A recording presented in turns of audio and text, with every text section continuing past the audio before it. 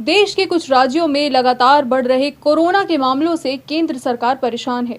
यही वजह है कि इस मसले को खुद प्रधानमंत्री नरेंद्र मोदी देख रहे हैं। इन राज्यों में बढ़ते मामलों पर पीएम मोदी खुद चिंता जता चुके हैं।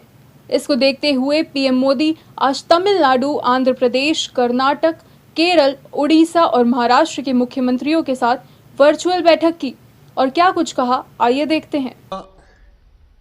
मुझे नॉर्थ ईस्ट के भी सभी आदरणीय मुख्यमंत्री जन से इसी विषय में चर्चा करने का अवसर मिला था, क्योंकि जहां जहां चिंताजनक स्थिति है उन राज्यों के साथ मैं विशेष रूप से बात कर रहा हूं।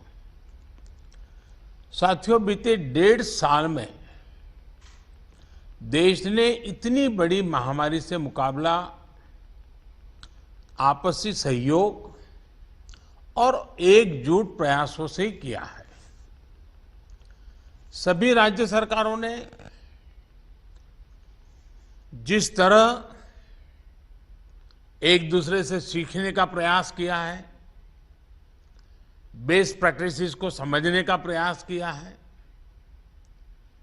एक दूसरे को सहयोग करने की कोशिश की है और हम अनुभव से कह सकते हैं कि ऐसे ही प्रयत्नों से हम आगे इस लड़ाई में विजयी हो सकते हैं। साथियों, आप सभी इस बात से परिचित हैं कि हम इस समय एक ऐसे मोड़ पर खड़े हैं जहां तीसरी लहर की आशंका लगातार जताई जा रही है। देश के अधिकांश राज्यों में केसेस की संख्या जिस तरह कम हुई थी,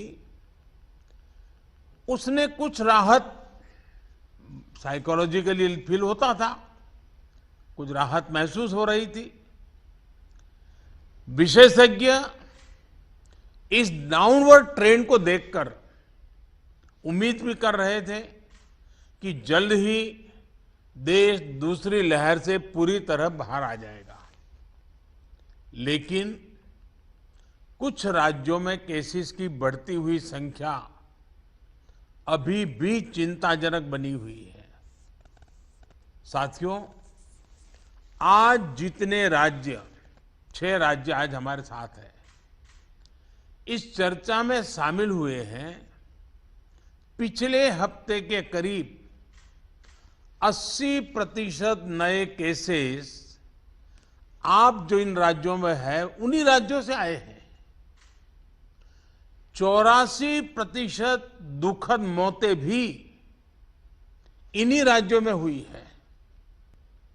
बहुत जरूरी है कि जिन राज्यों में केसेस बढ़ रहे हैं उन्हें प्रोएक्टिव मेजर्स लेते हुए तीसरी लहर की किसी भी आशंका को रोकना होगा।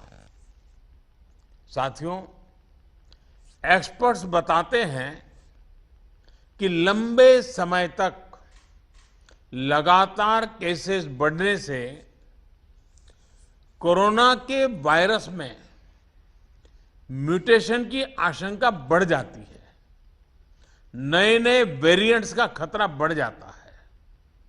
इसलिए तीसरी लहर को रोकने के लिए कोरोना के खिलाफ प्रभावी कदम उठाया जाना नितांत आवश्यक है।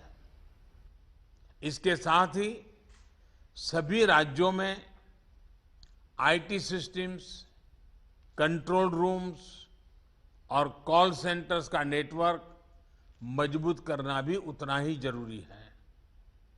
इससे रिसोर्सेज के डेटा, उसकी जानकारी पारदर्शी तरीके से नागरिकों को मिल पाती है।